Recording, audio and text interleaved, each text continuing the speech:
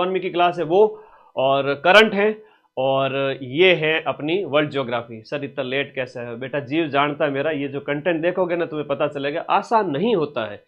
इस तरफ खड़े होना और लाखों बच्चों का गुरु होना, मिलियंस ऑफ बच्चों का गुरु होना आसान नहीं होता है। समझा करो थोड़ा सा, है ना, एक ही जीव हो, थोड़ा सा रहम करो। आप लोग मुझे बहुत प्यारे हैं इसलिए ये आप लोगों के लिए करता हूं।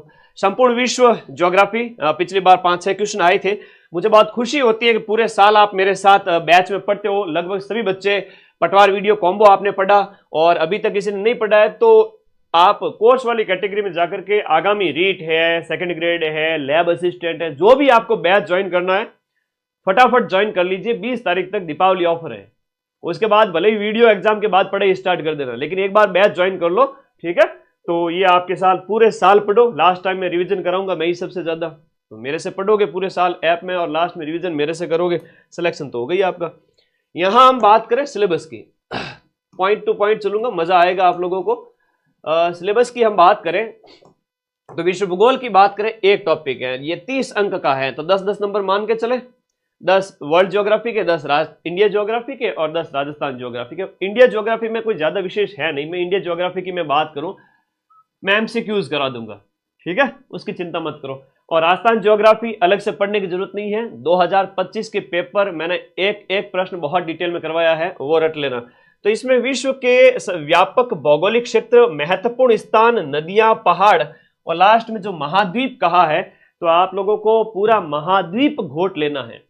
आप लोगों को महाद्वीप को घोट लेना है, बाकी कुछ भी नहीं पढ़ना है। महाद्वीप के अंदर आपकी नदी भी आ जाती है, पहाड़ भी आ जाते हैं, झीलें भी आ जाती हैं, विश्व के महत्वपूर्ण स्थान, नगर, सब कुछ आ जाते हैं।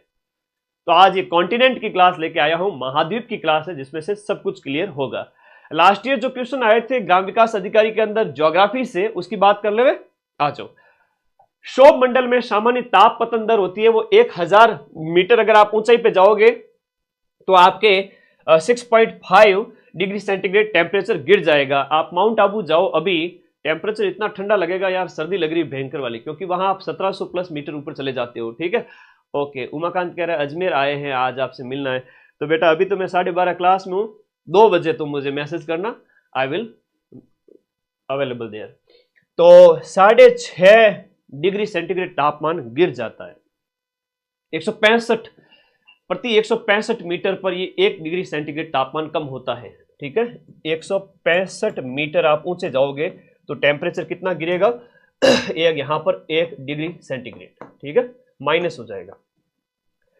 पृथ्वी की, हालांकि ये चीजें दी हुई नहीं थी सिलेबस में, पता नहीं पिछली बार कहां से पेपर में पूछा था, इस बार अपन जो सिलेबस में है वही पढ़ेंगे। पृथ्वी में उप सौर की स्थिति, उप का मतलब होता है नजदीक।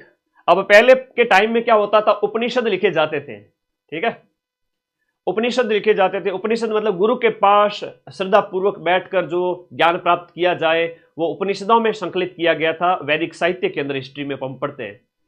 उप का मतलब होता है नजदीक, तो सूर्य जब पृथ्वी के नजदीक होता है, और नजदीक कितना गुरुजी, 14.8 अरब किलोमीटर जो है आपका यहां पर 14.8 करोड़ किलोमीटर्स में, ये होता है उप सौर की स्थिति। उप मतलब नजदीक की स्थिति होती है इसकी जनवरी के महीने में, है ना। उप सौर की स्थिति की बात करें तो वो होती है आपके उप सौर की स्थिति 3 से 5 जनवरी को होती है। जनवरी के अंदर भी देखो 3 से 5 जनवरी, और एक होती है जुलाई के अंदर आपकी स्थिति होती है, वो होती है अपसौर। अपसौर की स्थिति ये होती है आपके 15.2 करोड़ किलोमीटर, ठीक है। इतना सूर्य हमसे दूर चला जाता है पृथ्वी से, और लगभग 50 करोड़ का डिफरेंस आ जाता है। तो उपसौर अपसौर का ये हो गया।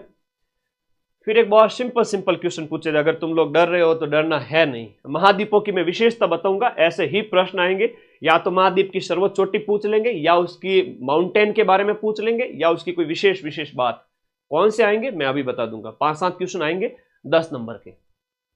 वर्ल्ड ज्योग्राफी के लिए एक क्लास आपके लगभग 80% क्वेश्चन मिला देगी।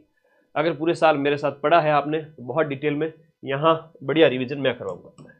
ग्रेट आर्टिजियन बेसिन, अब इसे क्या है, पाताल तोड़ कुएं कहते हैं। ये क्या होते हैं, ये होते हैं पाताल तोड़ कुएं।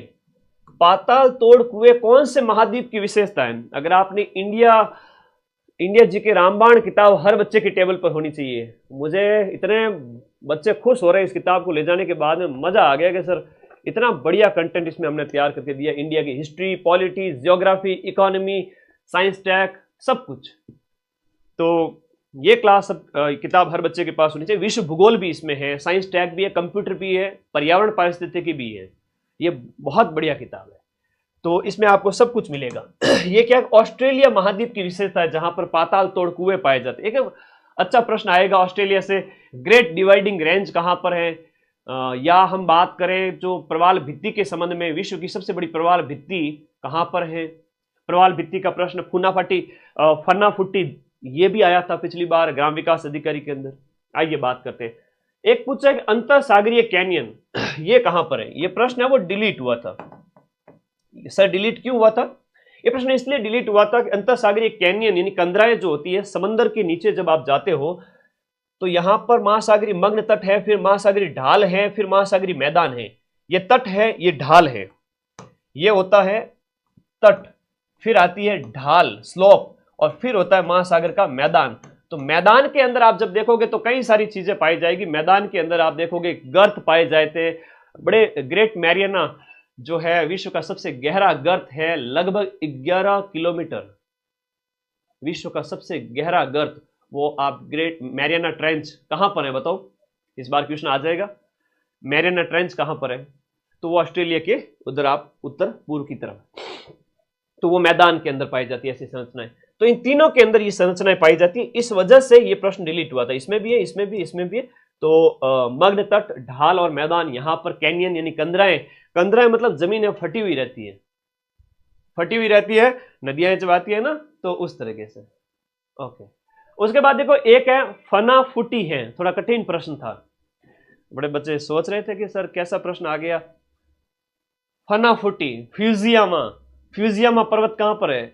जापान में। फनाफुटी कहां है? जापान में। तो हम बात करें जापान का, एक क्या है? प्रवाल द्वीप है। ये क्या है? एक प्रवाल द्वीप है जो कि आपका जापान में है।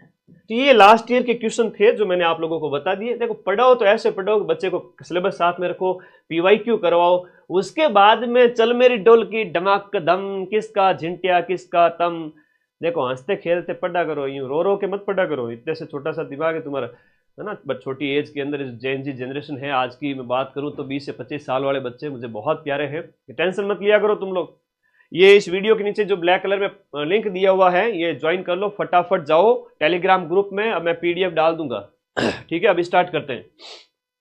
आजो, आज के बच्चे बड़े टेंशन लेते हैं। कभी भी आपके पेरेंट्स से बात होती है, कहते हैं गुरुजी आज के बच्चे इतनी टेंशन लेते हैं और इनका इतना सा तो दिमाग होता है छोटा सा, छोटी से छोटी चीज को टेंशन में ले लेते हैं। अरे टेंशन नहीं लेनी है, किस किस का दुखड़ा रोए, आराम बड़ी चीज है, मुंह ढक के सोए।